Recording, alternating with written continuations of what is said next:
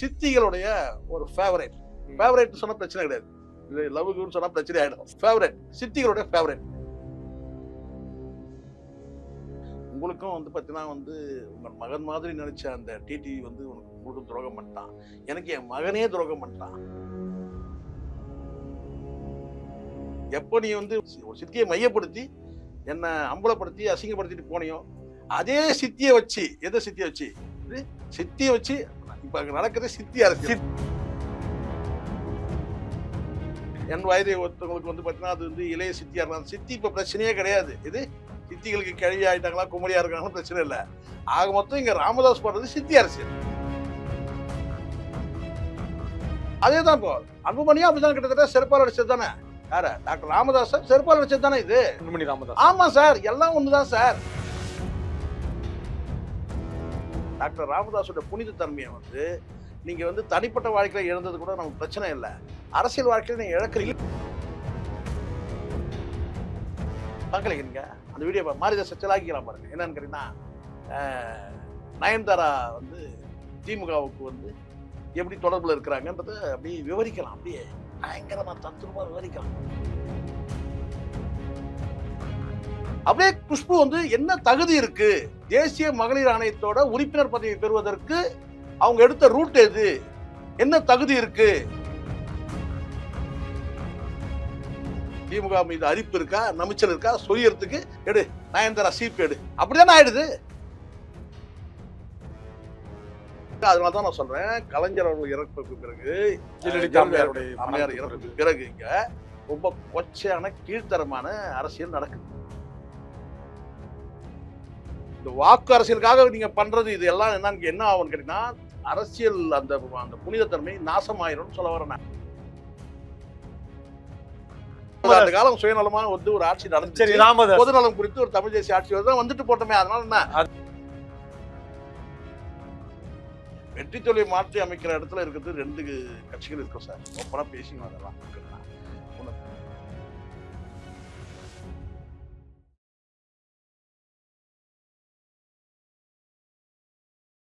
தமிழகத்தின் பல எம்பி எம்எல்ஏக்களின் வெற்றிக்கு வித்திட்ட கிங் 360 தேர்தல் வியூக சாப்ட்வேர் 2026 புதிய வாக்காளர்களின் அப்டேட் விவரங்களுடன் உங்கள் தொகுதியில் உங்கள் வெற்றிக்கு வித்திடுகிறது. உங்கள் வாக்காளர்கள் தொகுதி, பூத், ஆண், பெண், வயது என பல வகைகளில் ஒரே நொடியில் உங்கள் விரல் நுனியில் bulk WhatsApp, bulk voice call, viral தேர்தல் பிரச்சாரங்கள், ட்ரெண்டிங் செய்திகள் என கிங் 360 தேர்தல் வியூக பணிகள் குறித்த விவரங்களுக்கு உடனடியாக இணைந்திடுங்கள். உலக தமிழர்களுக்கு வணக்கம். இது கிங் டிவி. இன்றைய நிகழ்வில் நம்மோடு அரசியல் விமர்சகர் பத்திரிகையாளருமான திரு சேக்குவேர் ஜெய்சங்கர் அவர்கள் இணைகிறார்கள். சார் வணக்கம். சார் வணக்கம். வணக்கம். அம்மையர் சசிகலா, மருத்துவர் ராமதாஸ் இவருடைய கூட்டணி எப்படி அமைந்தது? இந்த கூட்டணி வந்து என் தாக்கத்தை கொடுத்தும் அதை தாண்டி முதல்ல எப்படி அமைஞ்சது? 5வது அணி எல்லாம் சொல்ல மாட்டீங்களா? அதை பத்தி பேச 5வது அணின்னு சொல்லுங்க. 5வது அணி சொல்லிட்டாங்கல்ல, 5வது அணின்னு சொல்லுங்க. 5வது அணி எப்படி அமைஞ்சது? இந்த அணி எப்படி அமைஞ்சல? கழுத கேட்டா குட்டிச்சவரு. இது எனக்கு ஆதரவு இல்லை, உங்களுக்கும் ஆதரவு இல்லை. ஆதரவு இல்லாத ரெண்டு பேரும் சேர்ந்து ஏன் வந்து நாம ஒரு புதிய ஒரு அணியை அமைக்க கூடாது? சில பேர் சொல்லுவாங்கல்ல சார், இந்த சில படங்களை கூட ஒரு வசனம் வந்திருக்குல்ல, உனக்கும் யாரும் இல்லை எனக்கும் யாரும் இல்லை, ஏன் நம்ம ரெண்டு பேரும் சேர்ந்து வந்து ஒரு புதிய வாழ்க்கையை அமைக்கக்கூடாது சொல்லுவாங்கல்ல. சினிமால வசனம் வந்தது சொல்லுவாங்க. ஏதோ வேற எதுவும் தப்பா புரியாதீங்க. உங்களுக்கும் ஆதரவு இல்லை எனக்கும் ஆதரவு இல்லை, சரிங்களா சொல்லுது. உங்களுக்கும் வந்து பார்த்தீங்கன்னா வந்து உங்கள் மகன் மாதிரி நினைச்ச அந்த டிடி வந்து உங்களுக்கு துரோகம் பண்ணிட்டான். எனக்கு என் மகனே துரோகம் பண்ணிட்டான். எது எனக்கு என் மகனே துரோகம் பண்ணிட்டான். உங்களுக்கு மகன் மாதிரி நினைச்ச ஏமாத்திட்டாரு, துரோகம் பண்ணிட்டாரு. அப்ப நம்ம ரெண்டு பேரும் ஏன் சேர்ந்து ஒரு அணி அமைக்க கூடாது? இது எந்த பக்கம் இருந்து பால் போயிருக்கு நீங்க நினைக்கிறீங்க? யார் அப்ரோச் பண்ணிருக்காங்க சார்? ஒரே விஷயம் சார், இதெல்லாம் வந்து இதுக்குன்னு இந்த மீடியேட்டர் எல்லாம் ஒவ்வொருத்தர் கூட வச்சிருக்காங்கல்ல. சரி, அவங்கதான் கூட வச்சிருக்காங்கல்ல. இவர் வச்சிருக்காருல்ல, கூட பக்கத்துல இருந்தாங்கல்ல, புரியுதா சொல்லுது. ஸோ அதனால அவங்க சொல்லியிருக்கலாம். இல்ல சார், நான் நேரடியா என்ன கேட்க விரும்புறேன்னா, குறுக்குல வந்து கேட்டாலும் உங்களுக்கு சோர்ஸ் வந்திருக்கும் சார். நான் கேட்டது தைலாபுரத்துல இருந்து அழைப்பு வந்ததா இல்ல இங்க இருந்து அழைப்பு வந்ததான்ற. எனக்கு தெரிஞ்ச வரைக்கும் தைலாபுரம் வந்து அழைப்பு போயிருக்கலாம். அழைப்பு போயிருக்கலாம். என்னன்னு நீங்க போயிருக்கலாம். வாங்க. ஏன்னா தனித்து நிக்கிறத விட எப்படியும் தோல்வின்னு உறுதி ஆயிடுச்சு. இது இவங்கன்னா ஆட்சி அமைக்க போறாங்க. நாளைக்கு நான் முதலமைச்சர் ஆக போறாரு ராமதாஸ். எல்லாம் பேசுவோம். அதையும் அப்ப பேசுவோம். தனியா நின்னாக்கா நல்லா புரிஞ்சுங்க. இப்ப தனியா நின்னு தன் மகனை காட்டிலும் தன் மகன் கிட்ட இருக்கிற அந்த பாட்டாளி மக்கள் கட்சி வந்து வாங்கக்கூடிய வாக்குகள் இருக்குல்ல, அது எப்படியும் அதுவும் கூட்டணி வாக்கு தான். சரிங்களா? கூட்டணி வாக்கு தான்.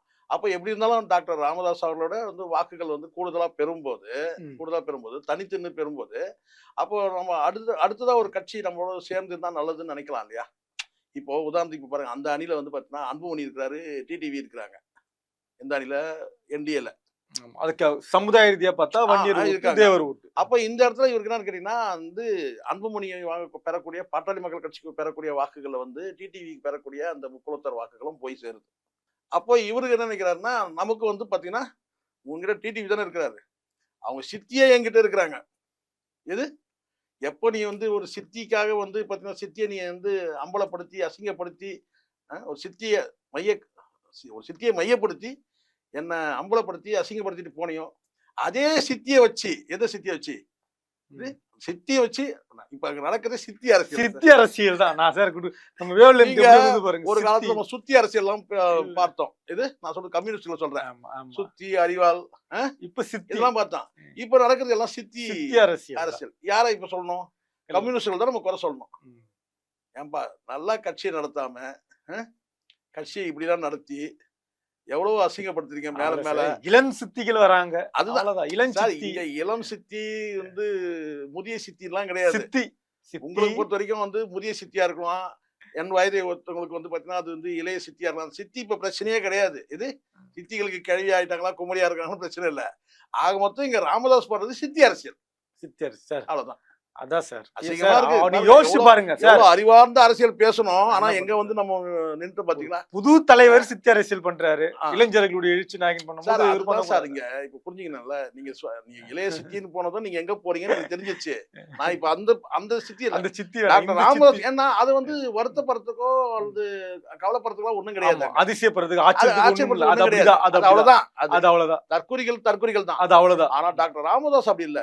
ஒரு பெரிய போராளியா நம்ம சமூக நீதியை வந்து வென்றெடுத்த போராளி. 87, 88, 89 காலகட்டம் அப்படிப்பட்ட ஒரு போராளி எப்படி வந்து கழுதை தேய்ஞ்சு கட்டெரும்பாச்சுன்னு சொல்லுவாங்க. அது எந்த அமைப்போட தொடர்புல இருந்தாரு எப்படி நமக்கே ஆச்சரியமா இருக்கு. ஆனா ஒரு மறைமுகமா ஒரு சித்தியோட ஒரு இருந்தாருன்றது வந்து பாத்தீங்கன்னா வந்து நான் சொல்றது அன்புமணியோட சித்தியோட இருந்தாரு. அது வந்து வெளியே வராதுக்கு பிரச்சனை இல்லை. இப்ப யாருமே நான் ஒரு பொதுவா ஒரு விஷயம் சொல்றேன் தமிழ், நல்லா புரிஞ்சுங்க. ஒரு 4 சோற்றுக்குள்ள இருக்கிற அது விஜயா இருக்கட்டும், டாக்டர் ராமதாஸா இருக்கட்டும், நமக்கு பிரச்சனையே கிடையாது. அங்க ராமதாஸ் என்ற தனி மனிதன், விஜய் என்ற தனி மனிதன். 4 சோத்துக்குள்ள. சரி, புரியுது சொல்றது. ஆனா இங்க பொது வெளியில வந்து இருக்கிற வந்து தலைவன் ராமதாஸ் என்ற ஒரு மக்கள் தலைவர், விஜய் என்ற ஒரு மக்கள் தலைவர். வாயால சொல்லிட்டீங்க. ஆமா, ஏன்னா மக்கள் வந்து பாத்தீங்கன்னா உங்களை பின்பற்றக்கூடிய மக்கள் இருக்கதானே செய்யறான். அவன் அறிவோட இருக்கிறானா, அறிவு இல்லாம இருக்கிறானா, தற்குறியா இருக்கிறானா, மென்டலா இருக்கிறான்றதுலாம் செகண்ட். நல்லா போயிட்டு. ஆனால் அதுதான் நான் சொல்றேன். அப்போ உங்க பின்பற்றக்கூடிய ஒரு தலைவர் இருக்கிற ஒரு மக்கள் வந்து பாத்தீங்கன்னா ஒரு தலைவரா நீங்க வந்து உங்களை காட்டிக்கிறீங்க மக்கள் கிட்ட, தொண்டர்கள் கிட்ட நீங்க ஒரு தலைவரா நீங்க காட்டிக்கிறீங்கன்னா, அப்போ வந்து நீங்க தனிப்பட்ட இருக்க அந்த விஜய் வந்து அங்கேயே செத்து போயிடணும். 4 சோத்துக்குள்ளேயே வந்து செத்து போயிடணும். விஜய் வந்து 4 சோட்டுக்குள்ள இருக்கிற அந்த விஜய் வந்து பாத்தீங்கன்னா வந்து பொதுவெளிக்கு வரும்போது பாத்தீங்கன்னா தலைவரா வந்தான். அங்கிருந்து அங்கே இருக்கணும். அந்த 4 சோத்துக்குள்ளேயே அந்த தனிப்பட்ட ஒரு மனிதன் விஜய் என்ற மனிதன் இருக்கணும். தனிப்பட்ட ராமதாஸ் இருக்கணும். நீங்க பொது வாழ்க்கையில கொண்டு வந்து நீங்க வந்து பகிரங்கப்படுத்துறீங்க பாத்தீங்களா? இதுதான்டா உன் சித்தின்றதை எங்க காட்டணும்? ஜேசன் சஞ்சய்க்கு 4 சோத்துக்களை காட்டிருக்கலாம். சரி புரியுங்களா? அதுக்கே அவன் செருப்பால் அடிச்சான்னு தகவல்லாம் இருக்கு. அதேதான் இங்க அன்புமணி ராமதாஸ். அதேதான் இப்போ அன்புமணியா அப்படிதான் கிட்டத்தட்ட செருப்பால் அடிச்சது தானே. யார டாக்டர் ராமதாஸ் செருப்பால் வச்சது தானே இது அன்புமணி ராமதாஸ். ஆமா சார், எல்லாம் ஒண்ணுதான் சார். இல்ல சார், அப்படியே தத்துரமா கையில செருப்பு எடுத்து அடிக்கணும்னு கிடையாது சார். நல்லா புரிஞ்சுங்க நீங்க. இல்ல இப்ப அதாவது காலம் முழுக்க வன்னியர் சமூகத்துக்காக தன்னுடைய உழைப்பையும் அறிவையும் செலுத்தியதாக கொடுத்ததாக நம்பப்படுகிறது ராமதாஸ் அவர்கள். இன்றைக்கு வன்னியருடைய வாக்கு வங்கி தன்னிடம் இருப்பதாக நிரூபிக்க வேண்டிய தேர்தலா இதை பயன்படுத்திக்கிறார். இல்ல பயன்படுத்திக்கலாம் சார். ஆனா இங்க வந்து ரிசல்ட் என்னன்றதான் முக்கியம். ரிசல்ட் என்ன? ஆடவே ஆரம்பிக்கல சார். அதுக்குள்ள நீங்க கணிக்கிறீங்க. நீங்க நல்லா புரிஞ்சுக்கிறீங்க. கிரவுண்டுக்கே போல அதுக்குள்ள நீங்க டாக்டர் ராமதாஸ் முரண்பட்டு தனித்து அவர் நின்றுந்தாரு கூட பிரச்சனையே கிடையாது. இல்லை ஒரு திமுக அணிக்கோ அல்லது வந்து வேற வேற அணி கிடையாது, போயிருந்தா கூட பிரச்சனை இல்லை. ஆனா இப்ப இந்த அணிக்கு தலைவர் யார் நீங்க சொல்லுங்களேன், நீங்க தான் சொல்லுங்களேன். 5வது அணிக்கு தலைவர் யார் கேட்டாங்க. ஆனா அவருன்ற சார், அவர் தான் சார். அவர் அணியில சேரக்கூடிய வந்து சசிகலா 4 வருஷம் வந்து செக் எடுத்துட்டு வந்தாங்கல்ல ஜெயில்ல. எதுக்கு எதுக்கு 4 வருஷம் வந்து பாத்தீங்கன்னா வந்து ஊதுவத்தி உருட்டுனாங்கல்ல, எதுக்கு? சின்ன ஊழல் குற்றச்சாட்டு. சின்ன ஊழல், சின்ன ஊழல் குற்றச்சாட்டு. நல்லா தெரியுது. நீங்க இத்தனை ஆண்டு காலம் வந்து மேல மேல தப்பு பண்ணக்கூடாது இல்ல. இப்போ ஒரு குறிப்பிட்ட அந்த சித்தி பிரச்சனையை கூட தனிப்பட்ட வாழ்க்கைன்னு நம்ம எடுத்துக்க முடியும். டாக்டர் ராமதாஸோட தனிப்பட்ட வாழ்க்கைங்க அப்படின்னு சில பேர் சொல்லுவாங்க இல்லையா. பொது வாழ்க்கை வந்தா சுத்தமா இருக்கணும்ன்றது வேற விஷயம். சரி, புரியுதா சொல்ல. இங்க வந்து பாத்தீங்கன்னா திருமணத்தை கடந்த உறவும் திருமணத்துக்கு முந்தைய உறவும் போட்டு குழப்பினுங்கிறானுங்க. இது நிஜமாதான். இந்த தயிர் சொத்தையும் பிரியாணியும் போட்டு ஒரே ஓட்டுறானுங்க. இது திருமணத்தை கடந்த உறவு வேற, திருமணத்துக்கு முந்தைய உறவு வேற. ராமதாஸ் வந்துடும். நம்ம ராமதாஸ் கிட்டே வந்துடுறேன் நான். ராமதாஸ் பொறுத்தவரைக்கும் திருமணத்தை கடந்த உறவுன்றது வந்து பாத்தீங்கன்னா வந்து வெட்ட வெளிச்சம் ஆயிடுச்சு. அது வெடிக்குது கிடைக்குது. எல்லாம் ஊருக்கு தெரிஞ்ச கதை தானே. ஊருக்கு தெரிஞ்ச கதை தானே. நான் இந்த இடத்துல நீங்க என்ன செய்றீங்கன்னா, உங்களுடைய புனித தன்மையை, டாக்டர் ராமதாஸோட புனித தன்மையை வந்து நீங்க வந்து தனிப்பட்ட வாழ்க்கையில இழந்தது கூட நமக்கு பிரச்சனை இல்லை. அரசியல் வாழ்க்கையில நீங்க இழக்கிறீங்க சார். இன்னைக்கும் பல இடங்கள் இன்னைக்கான சமூக மக்கள் பலரோட கடவுளெல்லாம் பாக்குறாங்க. எங்களுக்கான அடையாளம் நீங்க என்ன நினைக்கிறீங்க? மருத்துவரையா எங்க அடையாளம் கிடையாது சார். இங்க ஒரு திமுக தான் காரணம்ன்றாங்க. பாருங்க, ஒரு நல்லா புரிஞ்சுங்க. அன்புமணி பாமக திமுக தான் காரணம் பாருங்க. யாரு வேணா காரணம், யார் வேணா நீங்க சொல்லிங்க. உங்ககிட்ட தப்பு இருக்கா இல்லையா? நீங்க சரியா நடந்தது நீங்க சொல்லுங்க. சார், தப்பு உங்ககிட்ட இருக்கு. அப்பாவையும் மகனையும் பிரிச்சிருக்கீங்க திமுக. அது தப்பு. யார் பிரிச்சு? திமுக. இதுதான் வேலை உங்களுக்கு. நீங்க வேற ஒண்ணு இங்க வலியோட பேசுறாரு. சமீப காலத்துல நான் சொல்றது இப்படி கூட நீங்க எடுத்துங்க. கலைஞருடைய மரணத்துக்கு பிறகு, ஜெயலலிதாவோட மரணத்துக்கு பிறகு ரொம்ப ஒரு கொச்சையான வந்து ஒரு அரசியல் நடந்துட்டு இருக்கு. எல்லா கட்சியிலும் நடக்குது. இல்லைன்னா மாரிதாஸ் சிலாகிக்கலாம் பாத்தீங்களா? அப்படியே என்னன்னு பார்க்கல நீங்க அந்த வீடியோ. மாரிதாஸ் சிலாகிக்கலாம் பாருங்க. என்னன்னு கேட்டீங்கன்னா, நயன்தாரா வந்து திமுகவுக்கு வந்து எப்படி தொடர்புல இருக்கிறாங்கன்றத அப்படியே விவரிக்கலாம். அப்படியே பயங்கரமா தத்துரமா விவரிக்கலாம். சரி. ஏன்னா போன வாரம் தான் வந்து பாத்தீங்கன்னா வந்து த்ரிஷாவுக்கும் விஜய்க்கும் என்ன நடந்தது வெட்ட வெளிச்சமாகி அதை பல பேர் சிலாகிச்சுட்டு இருந்தான். சரி. இவன் வந்து இப்போ என்னன்னு கேட்டீங்கன்னா, நயன்தாராக்கும் திமுக அப்படியே நியாயவாதியா அப்படியே பேசி பொழக்கிறான். பாத்தீங்களா? சரி சரி. பாத்தீங்களா இல்லையா? சரி. அதனால ஆனா அவன் பேசுவானா? எப்படிங்க குஷ்பு வந்து என்ன பெரிய சாதனையாளர், அவருக்கு வந்து மகளிர் ஆணையத்தோட உறுப்பினர் பதவி கொடுத்தீங்கன்னு சொல்லி மாரிதாஸ் பேசுவானா? மாரிதாஸ் நம்ம எதிர்பார்ப்போம். ஏன் அவன் மாரிதாஸ் தான் பேசுவான். அவன் சோமாரிதாஸ். சரி, நம்ம ராமதாஸ் இல்ல கேப் மாரிதாஸ். ராமதாஸ்க்கே ஒரே வார்த்தை. நான் முதல்ல இதை பேசிடுறேன் சார். மாரிதாஸ பேசிட்டு நாம ராமதாஸ் கிட்ட எதுக்கு சார் வெளியில எதுக்கு சொல்ல வெளியில போற இருக்கிறத பேசிதான் சார் அந்த ஓனாவத்துக்கு நான் கேட்கிறேன். நியாயவாதி நீங்க எல்லாம் நியாயவாதின்னு நம்புறீங்க. யார? மாரிதாஸ் வந்து என்ன மாதிரி பேசுவார் தெரியுமா? இப்ப நான் பார்வையாளர் அத்தனை பேரும் நியாயமான கேள்விதான் வைக்கிறேன். நீ இதை பேசினப்பா, இந்த டாக்குமெண்ட் அது இது எதான் எடுத்து போட்டு போடுற எது இதுல இருக்குன்னா, சரி நீங்க சொல்றதை கூட நாங்க நம்புறோம்பா. நீங்க சொல்றதை நம்புறோம். குறிப்பிட்டு இந்த திமுக அரசு வந்து நயன்தாராவுக்கு என்ன தொடர்பு இருக்குன்னு சொல்லிட்டு பேசுறேன். இப்போ த்ரிஷாவுக்கும் விஜய்க்கும் வந்து டிவிகேக்கும் த்ரிஷாவுக்கும் என்ன தொடர்பு ஏற்கனவே தெரிஞ்சிச்சு. இந்த ரெண்டுத்தையும் சிலாகிச்ச நீ அதை கூட ஒன்ன விட்டுட்டான்னு வச்சுங்க, அது வேற விஷயம். அப்படியே வந்து நீ என்ன செய்யணும்? இன்னும் சொல்ல போனா நீ வந்து எவ்வளவு வந்து ஒரு கனவு, ஒரு இது பார்த்தீங்கன்னா வந்து என்ன சொன்ன ஒரு என்ன சொன்ன லட்சிய கனவு யாரு சிவி சண்முகத்துக்கு இருந்திருக்கு. அந்த கனவை பத்தி கூட நீ பேசவே இல்லை. எது அந்த கனவை பத்தி கூட நீ பேசல. ஆனா அப்படியே வந்து நீ என்ன செஞ்சிருக்கணும்? இந்த மீனா யாருங்க, எப்படிங்க, எந்த புரோட்டோகால்ல வந்து இவங்க வந்து பிரதமர் இருங்க முதல்ல மீனா கதை பேச அதையும் பேசல சார். சார் மீனா அவருக்கு வந்து எந்த புரோட்டோகால் சொல்லிட்டா பிரச்சனை இல்லை நமக்கு. எந்த புரோட்டோகால் அடிப்படையில் பிரதமருடைய ஒரு பொங்கல் விழா நிகழ்ச்சியில வந்து எந்த புரோட்டோகால் அடிப்படையில் அனுமதிக்கப்பட்டாங்க? இது ராமதாஸ் இது மாரிதாஸ் சொல்லணுமா இல்லையா? சொல்லிட்டா நமக்கு பிரச்சனை கிடையாது. நம்ம ஒன்றும் எதுவுமே சொல்லவே இல்லையே, நம்ம எதுவுமே நினைக்கவே இல்லை. அப்படியே குஷ்பு வந்து என்ன தகுதி இருக்கு, தேசிய மகளிர் ஆணையத்தோட உறுப்பினர் பதவி பெறுவதற்கு அவங்க எடுத்த ரூட் எது, என்ன தகுதி இருக்கு சொன்னீங்கன்னா பரவாயில்ல. அப்போ செலக்டிவா எல்லாம் எடுத்துக்கிறீங்க. எது திமுக மீது அரிப்பு இருக்கா, நமிச்சல் இருக்கா, சொல்லியறதுக்கு எடு. நயன்தாரா சீப்பேடு அப்படிதானே ஆயிடுது. பேசுனா கரெக்டா பேசுங்கடா. சரி இது வரும் சார். என்னதான் இங்க அப்ப புரியுதுங்களா? இப்ப இந்த இடத்துல வந்து அதனாலதான் நான் சொல்றேன், கலைஞர் அவர்கள் இறப்புக்கு பிறகு ஜெயலலிதா அம்மையார் இறப்புக்கு பிறகு இங்க ரொம்ப கொச்சையான கீழ்த்தரமான அரசியல் நடக்குது. இல்ல அப்ப அரசியல் யாரையும் விட்டு வைக்க போறீங்க சார்? அரசியல்வாதி கம்யூனிஸ்டுகள் கூட விட்டு வைக்கல. அரசியல் தான் சார் செய்ய முடியும். அரசியல்வாதிக்கு வேற என்ன சார் சார்? அப்படி கிடையாதுங்க. அரசியல்வாதி அரசியல் தான் பண்ணணும். இன்னும் எதிர்காலம் இருக்குங்க. பேங்க் மாட்டிட்டு வேலைக்கு போக இன்னும் இல்லங்க, இன்னும் கடந்த காலம் நிறைய இருக்குங்க. கடந்த காலம் இன்னும் நிறைய இருக்குல்ல அரசியல் காலம். நீங்க இப்பவே இப்படி இவ்வளவு அசிங்கப்படுத்தி பண்ணிட்டீங்கன்னா களம் தேர்தல் நாள் கம்மி. தேர்தல் அதுதான் தேர்தல் இந்த வாக்கு அரசியலுக்காக நீங்க பண்றது இது எல்லாம் என்ன ஆகும்னு கேட்டீங்கன்னா அரசியல் அந்த அந்த புனிதத்தன்மை நாசமாயிரும்னு சொல்ல வரேன் நான். தேர்தலுக்கு நீங்க அமைக்கிறதுல கருத்தை பேசுங்க சார். உங்க கருத்தை பேசுங்க சார். உங்களுடைய கருத்தியலை வந்து முன்வைங்க சார். உங்க கட்சியோட கொள்கை என்ன, சித்தாந்தம் என்ன, அதை முன்வைங்க. தமிழ்நாட்டு மக்களுக்கான நலன் அப்படின்ற ராமதாஸ் ஐயா. அதுதான் இங்க என்ன நலன் கேட்கறேன் நான். இது வரைக்கும் நலன் தமிழ்நாட்டு மக்களுக்கான நலன். மக்களுக்கான நலன் என்ன இது வரைக்கும் கிழிச்சதெல்லாம் சொல்லுங்க நீங்க. நான் சொல்றது சமூக நீதிக்கான போராட்டத்தை நான் சொல்லவே இல்லை. மீண்டும் அப்படி போயிடாதீங்க நீங்க. நான் சொல்றது இப்ப நீங்க சொல்லுங்க. கடந்த 10 ஆண்டு காலம் சொல்லுங்களேன். அப்ப எல்லாத்தையும் எடுக்கணும். விசிகா பேசுற மாதிரி ஆயிரும். அப்புறம் விசிகா கிட்ட வந்து பணம் வாங்கிட்டு பேசுறேன்னு அப்படி கூட ஆயிரும் சில நேரத்துல. இல்ல ஒரு சாதனை பவர் செக்டார் குடிசையெல்லாம் தேடணும். எது அப்படிதானே? குடிசையை தேடணும், கோயிலை தேடணும். இந்த கோயில் எனக்கு சொந்தம், அதுக்குள்ள வராதுன்னும். இப்படிதானே சார் கடந்த 10 ஆண்டுகள் சார். நீங்க நான் மீண்டும் கூட நான் சொன்னேன், காஞ்சிராமா பார்க்கப்பட்ட ராமதாஸ் வேற. அந்த ராமதாஸ் வேற. இன்னைக்கு மேல் பாதையில் நிக்கிற ராமதாஸ் வேற. இந்தியில சொன்னா பிரச்சனை இல்ல. ஓகேயா. அந்த ராமதாஸ் எவ்வளவு இந்தி பயன்படுத்து இந்தி எப்படி பயன்படுத்து பாருங்க. அந்த ராமதாஸ் வேற. ஆனா மேல் பாதையில் நிக்கக்கூடிய ராமதாஸ் இருங்க. பால் தாக்கரேவை பார்க்கப்பட்ட அந்த ராமதாஸ் மர்கயா ஹோகயா அப்படி சொல்லிட்டா. இப்ப இருக்கிற இந்த ராமதாஸ் சித்திகளுடைய ஒரு ஃபேவரேட் சொன்னா பிரச்சனை கிடையாது. லவ்னு சொன்னா பிரச்சனை ஆயிடும். ஃபேவரேட் சித்திகளுடைய ஃபேவரேட். ஏதோ நீ சார் வயசுல நான் டீசெண்டா பேசிட்டு இருக்கேன். என்னோட என்னோட டீசெண்டா யாரும் பேச முடியாது. காஞ்சிராம் மாதிரி ஆமா ஃபேவரட்னா என்ன சார் நீங்க சொல்லுங்க. ஃபேவரட்னா என்ன சொல்லுங்க. பாக்குறவங்க நினைப்பாங்க ஃபேவரட்னா என்ன சொல்லுங்க.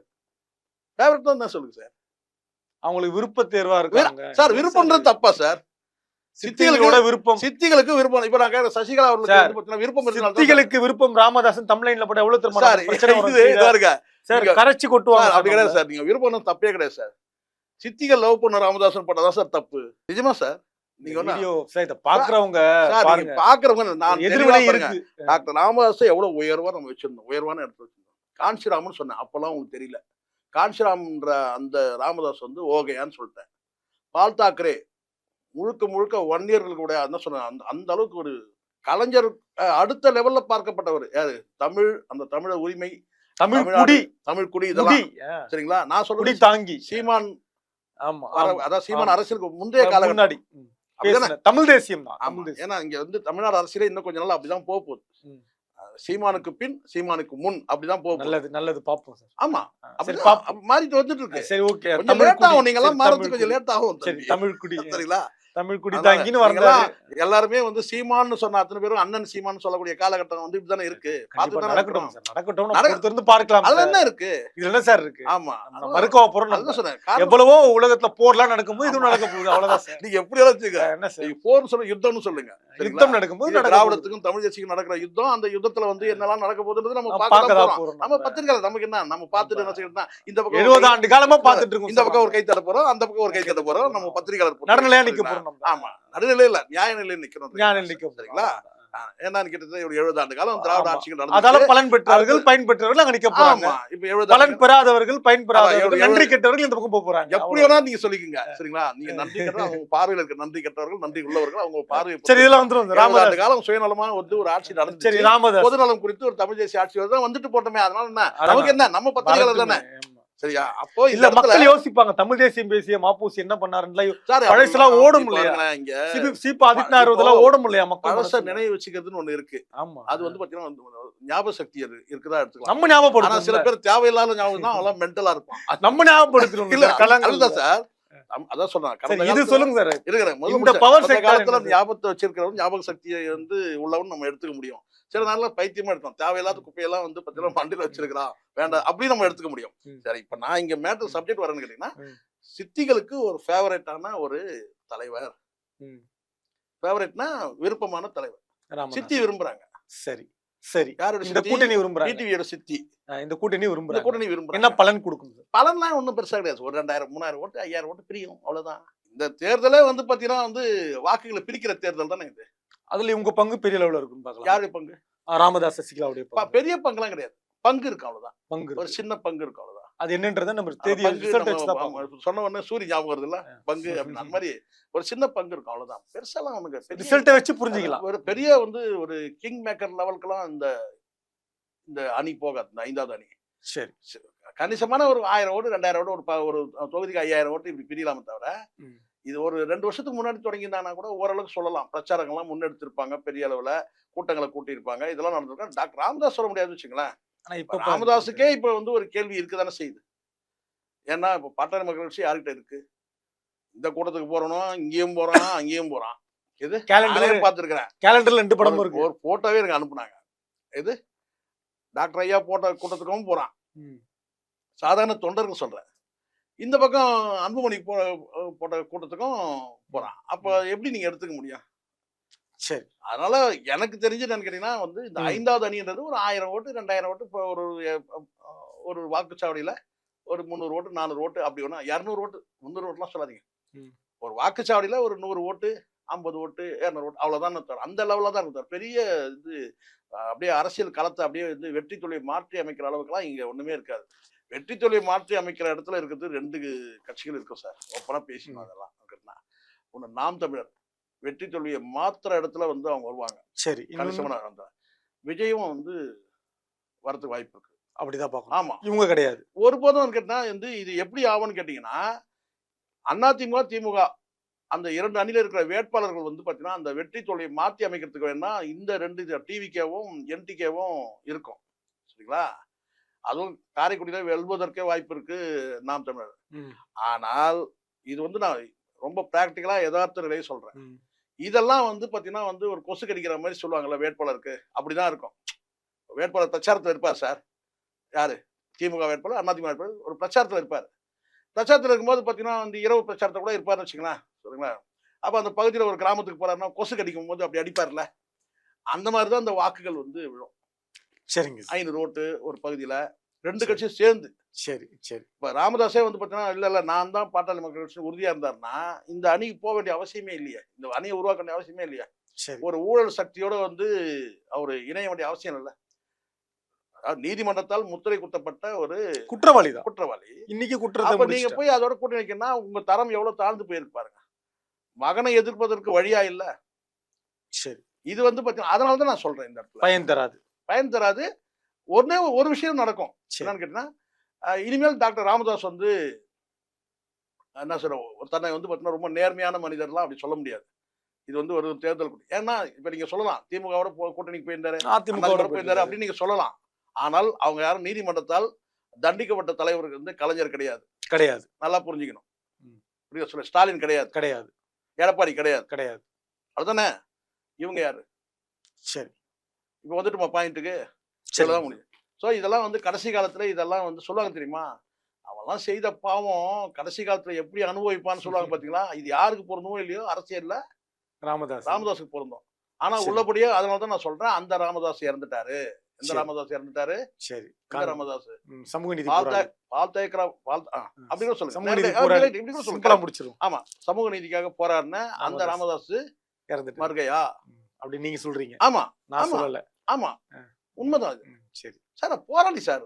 சரி சார். சமூக நீதிக்கான போராளி அவர் இறந்துட்டாரு சொல்றது அப்படிதான் நடத்தணும்.